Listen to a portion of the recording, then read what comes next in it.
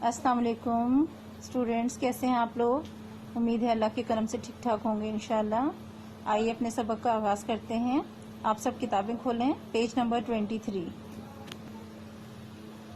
Students, جیسے کہ آپ کو معلوم ہے، ہم نے باب صوم کا سبق نمبر 2 شروع کیا تھا پریویس لیسن میں، اسلام کی دعوت، اور اب ہم نے آج سٹارٹ کرنا ہے پیج نمبر 23 سے، دعوت اسلام کا دوسرا مرحلہ۔ پچھلے لیسن میں ہم نے دعوت اسلام کا پہلا مرحلہ پڑھا تھا، جس میں حضور صلی اللہ علیہ وسلم کو حکم دیا گیا اللہ تعالیٰ کی طرف سے کہ آپ اپنے خاندان والوں کو، اپنے رشتہ داروں کو کھلم کھلا اسلام کی دعوت دینا شروع کریں۔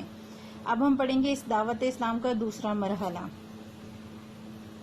قریش نے آپ صلی اللہ علیہ وسلم کی جانب سے دی جانے والی اسلام کی دعوت کی بھرپور مخالفت کی، لیکن اس کے باوجود آپ صلی اللہ علیہ وسلم مایوس نہیں ہوئے، اور آپ صلی اللہ علیہ وسلم نے چند دنوں کے بعد خاندان عبد المطلب اور بنی ہاشم کے کچھ لوگوں کو کھانے پر بلایا۔ کھانا کھانے کے بعد آپ صلی اللہ علیہ وسلم نے ان لوگوں سے فرمایا، میں اللہ تعالیٰ کا جو پیغام آپ لوگوں تک پہنچا رہا ہوں، اس سے آپ کو دنیا اور آخرت دونوں میں کامیابی ہوگی۔ حضور صلی اللہ علیہ وسلم نے جب دعوت اسلام دی، اپنے رشتہ داروں کو، لوگوں کو دعوت دینا شروع کی، تو سب نے بہت زیادہ مخالفت کی، بھرپور مخالفت کی، لیکن آپ صلی اللہ علیہ وسلم مایوس نہیں ہوئے، اور پھر آپ نے دوبارہ کوشش کی، اور اس کوشش کے لیے آپ نے اپنے خاندان کے لوگ، خاندان عبد المطلب، اپنے جو دادا کا خاندان تھا عبد المطلب، آپ صلی اللہ علیہ وسلم کے دادا کا نام ہے، اور بنی ہاشم ایک اور خاندان ہے، قبیلہ تھا، ان لوگوں کو بھی کھانے پر دعوت دی۔ کھانا کھانے کے بعد آپ صلی اللہ علیہ وسلم نے ان لوگوں سے فرمایا، یعنی ان سے اب آپ نے دین کی دعوت دینے کے لیے فرمانا شروع کیا، میں اللہ تعالیٰ کا جو پیغام آپ لوگوں تک پہنچا رہا ہوں، اس سے آپ کو دنیا اور آخرت دونوں میں کامیابی ہوگی۔ یعنی کہ اللہ کا جو حکم ہے اور جو اللہ کی عبادت کے بارے میں آپ سے کہہ رہا ہوں کہ بتوں کی پرستش چھوڑ دو اور ایک اللہ کی عبادت کرو، یہ ایسا پیغام ہے جو آپ کو دنیا میں اور آخرت دونوں میں کامیابی دلائے گا۔ اس موقع پر جو لوگ موجود تھے، آپ صلی اللہ علیہ وسلم نے انہیں بھی بتوں کی پوجا کرنے کے بجائے ایک اللہ تعالیٰ کی عبادت کرنے کے لیے کہا۔ جتنے بھی لوگ آئے ہوئے تھے دعوت پہ، آپ نے ان سب کو کہا کہ بتوں کی پوجا چھوڑ دیں اور اللہ کی عبادت کریں۔ آپ صلی اللہ علیہ وسلم نے انہیں بتایا کہ اچھے کام کرنے کے بدلے میں جنت، اور برے کام کرنے کے بدلے میں دوزخ میں ڈالے جائیں گے۔ پھر آپ صلی اللہ علیہ وسلم نے ان سے پوچھا کہ اسلام کی دعوت پھیلانے میں آپ لوگوں میں سے کون میرا ساتھ دے گا؟ یعنی آپ نے جب اسلام کی دعوت دی، انہیں بتایا کہ بتوں کی پرستش چھوڑو، اللہ کی عبادت کرو، اور یہ بھی بتایا، تعلیم دی کہ اگر آپ اچھے کام کریں گے تو آپ کو اس کے بدلے میں جنت ملے گی، اور اگر آپ برے کام کریں گے تو اللہ تعالیٰ ایسے بدکار لوگوں کو، گناہ کار لوگوں کو دوزخ میں ڈال دیں گے۔ اس کے بعد آپ صلی اللہ علیہ وسلم نے ان سے پوچھا کہ اس کام میں جو دعوت ہے، اسلام کی دعوت ہے، اس کے لیے میرے ساتھ کون میری مدد کرے گا؟ لیکن کسی نے کوئی جواب نہیں دیا اور خاموش رہے۔ ان لوگوں میں 10 سالہ حضرت علی رضی اللہ تعالیٰ عنہ بھی موجود تھے۔ انہوں نے بہت عزم کے ساتھ کہا، عزم کہتے ہیں ارادے، مضبوطی کے ساتھ کہا، میں اگرچہ بچہ ہوں اور میں آنکھوں کی بیماری میں بھی مبتلا ہوں، لیکن میں آپ صلی اللہ علیہ وسلم کا ساتھ ضرور دوں گا۔ یعنی جتنے لوگ آئے تھے، خاندان بنی ہاشم کے قبیلے کے اور حضرت عبد المطلب کے خاندان کے لوگ بھی تھے، کسی نے بھی حضور صلی اللہ علیہ وسلم کی دعوت کو قبول نہیں کیا، اور نہ ہی آپ کی مدد کرنے پر، آپ کا ساتھ دینے پر تیار ہوئے۔ لیکن انہی سب لوگوں میں ایک صرف 10 سال کی عمر کا بچہ تھا جو حضرت علی رضی اللہ تعالیٰ عنہ تھے، اور انہوں نے حضور صلی اللہ علیہ وسلم سے بڑے عزم کے ساتھ، پختہ ارادے کے ساتھ کہا کہ میں بچہ ہوں اور میری آنکھوں کی میں بھی بیماری ہے، میں آنکھوں کی وجہ سے کی بیماری میں مبتلا ہوں، لیکن اس کے باوجود میں آپ کا ساتھ ضرور دوں گا۔ حضرت علی رضی اللہ تعالیٰ عنہ کا یہ حوصلہ افزا اور ایمان افروز جواب سن کر وہاں موجود لوگوں نے آپ صلی اللہ علیہ وسلم کا خوب مذاق اڑایا، لیکن حضرت علی رضی اللہ تعالیٰ عنہ اللہ تعالیٰ اور آپ صلی اللہ علیہ وسلم کی نبوت پر سچے دل کے ساتھ ایمان لا چکے تھے، اس لیے حقانیت کا برملا اظہار کیا۔ جتنے ایمان کی قوت کے ساتھ، ایمان افروز انداز میں جو انہوں نے جواب دیا، تو وہاں موجود جتنے لوگ تھے انہوں نے خوب مذاق اڑایا کہ ایک تو وہ بچے تھے اور پھر آنکھوں کی بیماری میں مبتلا تھے، تو انہوں نے اس بات کا مذاق اڑایا کہ یہ کیا مدد کریں گے اور کیسے یہ لوگ اسلام کو پھیلائیں گے۔ لیکن آپ رضی اللہ تعالیٰ عنہ جو ہیں حضرت علی آپ صلی اللہ علیہ وسلم پر سچے دل سے ایمان لا چکے تھے، اور پھر اسی وجہ سے انہوں نے حقانیت کا یعنی حقیقت کا جو سچ ہے، حق ہے، اس کا برملا اظہار کیا۔ برملا کہتے ہیں بالکل واضح، کھلم کھلا، یعنی وہ ڈرے نہیں، حالانکہ وہ بچے تھے اور اتنے بڑے خاندان اور قبیلے کے لوگ ان کے سامنے بیٹھے تھے، لیکن انہوں نے بے خوف ہو کر کھلم کھلا حق بات کو تسلیم کیا، ایمان کو قبول کیا اور اس کا کھل کر اظہار بھی کیا۔ نیکسٹ ٹاپک ہے اسلام کی دعوت پھیلتی گئی۔ قریش اور خاندان والوں کو اسلام کی دعوت دینے کے بعد آپ صلی اللہ علیہ وسلم نے اللہ تعالیٰ کے حکم کے مطابق حج کی ادائیگی کے لیے مکہ آنے والے لوگوں اور مکہ کے اطراف لگنے والے میلوں اور منڈیوں میں جا کر لوگوں کو اسلام کی دعوت دینی شروع کی۔ یعنی اللہ کا حکم آ چکا تھا کہ اب آپ نے دین کو پھیلانا ہے، دعوت دینی ہے لوگوں کو اسلام کی، تو پھر آپ صلی اللہ علیہ وسلم نے جہاں جہاں بھی لوگوں کا اجتماع زیادہ ہوتا تھا، جس موقع پہ بھی لوگوں کی آمد کے چانسز ہوتے تھے، جیسے حج کے موقع پہ پورے عرب میں سے لوگ آتے تھے، اسی طرح سے مکے کے ارد گرد جب میلہ لگتا تھا یا منڈیاں ہوتی تھیں، بازار لگتے تھے، تو آپ وہاں پر کیونکہ لوگوں کا رش ہوتا تھا، اس لیے وہاں جا کر آپ نے اسلام کی دعوت دینا شروع کر دی۔ آپ صلی اللہ علیہ وسلم کا پیغام حق سن کر بہت سے لوگ مسلمان ہو گئے اور یوں اسلام کا حلقہ وسیع تر ہوتا چلا گیا۔ حلقہ کہتے ہیں دائرے کو، دائرہ وسیع ہونا یعنی دائرہ بڑا ہوتا گیا۔ ایک دائرے میں پہلے 4 لوگ تھے، حضرت خدیجہ رضی اللہ تعالیٰ عنہ، حضرت ابوبکر صدیق رضی اللہ تعالیٰ عنہ، حضرت علی، حضرت زید بن حارثہ رضی اللہ تعالیٰ عنہ، یہ 4 لوگ تھے۔ لیکن پھر اور لوگ اسلام لائے تو دائرہ اور بڑا ہو گیا، پھر اور لوگ اسلام لائے، پھر دائرہ اور بڑا ہو گیا، یعنی کہ لوگ زیادہ ہوتے رہے اور دائرہ وسیع ہوتا گیا، اسلام پھیلتا گیا۔ ٹھیک ہے۔ دعوت اسلام کی مخالفت۔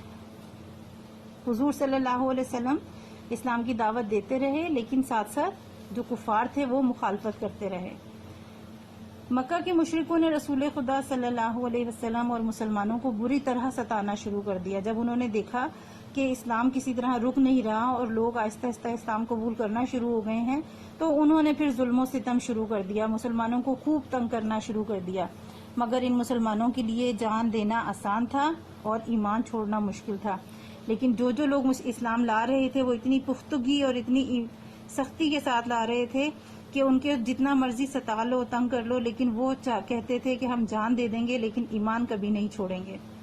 کفار مکہ ابھی تک خانہ کعبہ میں بتوں کی پوجا کرتے تھے۔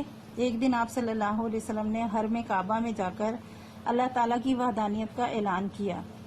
جو مکہ کے کافر لوگ تھے وہ ابھی بھی خانہ کعبہ میں بتوں کی پوجا کرتے تھے۔ خانہ کعبہ میں انہوں نے کم از کم 360 بت رکھے ہوئے تھے اور وہ خانہ کعبہ کے اندر جا کر بتوں کی پوجا کرتے تھے۔ ایک دن حضور صلی اللہ علیہ وسلم حرم کعبہ میں گئے، خانہ کعبہ میں گئے اور وہاں جا کر اللہ تعالیٰ کی وحدانیت کا، اللہ کے ایک ہونے کا اعلان کیا، یعنی انہیں بتایا، تعلیم دی کہ بت پرستی غلط ہے، اللہ کے ساتھ کوئی شریک نہیں ہے، اللہ تعالیٰ ایک ہے، اس کے ساتھ کوئی نہیں ہے، کوئی بت نہیں ہے، نہ چھوٹا نہ بڑا نہ کوئی اور چیز۔ وہاں موجود مشرکین نے اسے حرم کعبہ کی بڑی توہین سمجھا اور مشرکین ہر طرف سے آپ صلی اللہ علیہ وسلم پر ٹوٹ پڑے۔ وہ جتنے لوگ وہاں پر بتوں کی پوجا کر رہے تھے، مشرکین تھے جو کافر تھے، وہ ایک دم جب انہوں نے یہ سنا تو انہوں نے سمجھا کہ یہ ہمارے بتوں کی بڑی توہین ہے اور بے عزتی کر دی ہے، تو وہ ایک دم حضور صلی اللہ علیہ وسلم پر حملہ آور ہو گئے، ٹوٹ پڑے۔ حضرت حارثہ رضی اللہ تعالیٰ عنہ وہاں موجود تھے، اس وقت حرم کعبہ میں حضرت حارثہ موجود تھے اور وہ آپ صلی اللہ علیہ وسلم کی مدد کے لیے دوڑے، اور جب انہوں نے دیکھا کہ کافر آپ صلی اللہ علیہ وسلم کی طرف ٹوٹ پڑے ہیں، ان کو نقصان پہنچانا چاہ رہے ہیں، تو حضرت حارثہ رضی اللہ تعالیٰ عنہ آپ کی مدد کے لیے آئے۔ لیکن مشرکین نے ان پر تلواروں سے حملہ کیا تو وہ شہید ہو گئے، اور انہوں نے وہ کافر اتنے مشتعل ہو گئے تھے اس بات پر کہ انہوں نے تلواروں سے ان پر وار کر کے حضرت حارثہ کو شہید کر دیا۔ اور اللہ تعالیٰ کے فضل و کرم سے آپ صلی اللہ علیہ وسلم محفوظ رہے۔ مکہ میں کفار کی جانب سے مسلمانوں پر بڑھتے ہوئے مظالم کو دیکھتے ہوئے نبوت کے 13ویں سال اللہ تعالیٰ نے آپ صلی اللہ علیہ وسلم کو مدینہ منورہ کی طرف ہجرت کرنے کا حکم دے دیا۔ آپ صلی اللہ علیہ وسلم نے 13 برس تک اسلام کی دعوت دی اور بہت سختیاں جھیلی۔ جو لوگ اسلام لے آئے، جنہوں نے اسلام قبول کیا، وہ بہت زیادہ کفار انہیں ستاتے تھے، تنگ کرتے تھے اور ان ظلم و ستم کرتے تھے، اور اتنی سختیاں دیکھنے کے بعد اللہ تعالیٰ نے حضور صلی اللہ علیہ وسلم کو 13 سال بعد حضور صلی اللہ علیہ وسلم کو حکم دیا کہ آپ مدینہ منورہ، جو کچھ فاصلے پر ایک اور شہر تھا مدینہ، اس شہر چلے جانے کا، ہجرت کرنے کا حکم دیا. ٹھیک ہے جی، یہاں تک یہ چیپٹر ختم ہو گیا. یہ دعوت اسلام کے حوالے سے تھا. آگے ہم پھر جو اگلے چیپٹرز آئیں گے وہ ہجرت کے بعد کے حوالے سے ہوں گے. ایکسرسائز دیکھ لیتے ہیں. مکہ میں اسلام کی دعوت کے بارے میں 5 جملے لکھیں. اس کا آنسر بک سے ہی لکھ لیتے ہیں. پریویس پیج پہ آئیں گے، پیج نمبر 21.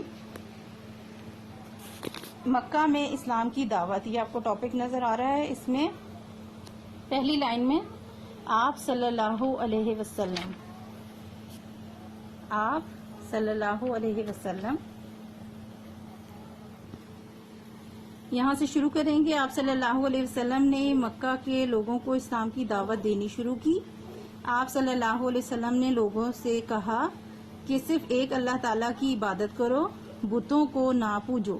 یہاں تک لکھیں گے اور اس کے بعد تھوڑا سا آگے ہم ایک لائن چھوڑ کر اگلی لائن میں چلے جائیں گے. رسول پاک صلی اللہ علیہ وسلم نے جب لوگوں کو بتوں کی پوجا سے روکا تو وہ آپ صلی اللہ علیہ وسلم کے جانی دشمن بن گئے. انہوں نے اسلام کی بہت مخالفت کی، لیکن اس کے باوجود مسلمانوں کی تعداد میں اضافہ ہوتا گیا. یہ تقریباً 5 یا 6 جملے ہو جائیں گے، اتنا کافی ہے. کیسے لکھیں گے؟ مکہ میں اسلام کی دعوت، یہاں سے شروع کریں گے. آپ صلی اللہ علیہ وسلم نے، اگلی لائن میں بتوں کو نہ پوجو، یہاں تک لکھ کر پھر آگے شروع کریں گے 4تھ لائن سے. رسول پاک صلی اللہ علیہ وسلم نے جب، یہاں سے شروع کریں گے اور اس پیراگراف کے اینڈ تک اضافہ ہوتا گیا. ٹھیک ہے جی. Now question number 2. سورۃ المدثر کی ابتدائی آیات میں اللہ تعالیٰ نے آپ صلی اللہ علیہ وسلم سے کیا فرمایا؟ اس کا آنسر بھی بک میں ہی ہے. سورہ مدثر کی جو آیات ہیں ہم وہ ترجمہ ہی اس میں لکھ دیں گے پیج نمبر 21 پہ. سورہ مدثر کی یہ ابتدائی آیات ہیں اور اس میں کیا فرمایا ہے وہ یہی جملے ہیں. ہم اس کو اسی طرح ترجمے کی صورت میں لکھ دیں گے. کیا فرمایا تھا؟ اے محمد صلی اللہ علیہ وسلم، جو کپڑا لپیٹے ہوئے ہو، اٹھو اور ہدایت کرو اور اپنے پروردگار کی بڑائی بیان کرو اور اپنے کپڑے پاک رکھو، ناپاکی سے دور رہو اور اس نیت سے احسان نہ کرو کہ اس سے زیادہ کے طالب ہو، اور اپنے پروردگار کے لیے صبر کرو. ٹھیک ہے، یہ سورہ مدثر کی آیات میں فرمایا تھا. کوشچن نمبر 2 کا آنسر ہے. کلیئر؟ آج کے لیے اتنا کافی ہے. یہ دونوں کوشچنز کے آنسر آپ نے کاپی میں لکھنے ہیں اور یاد کرنے ہیں. انشاءاللہ باقی ایکسرسائز اگلے لیکچر میں کریں گے. اللہ حافظ.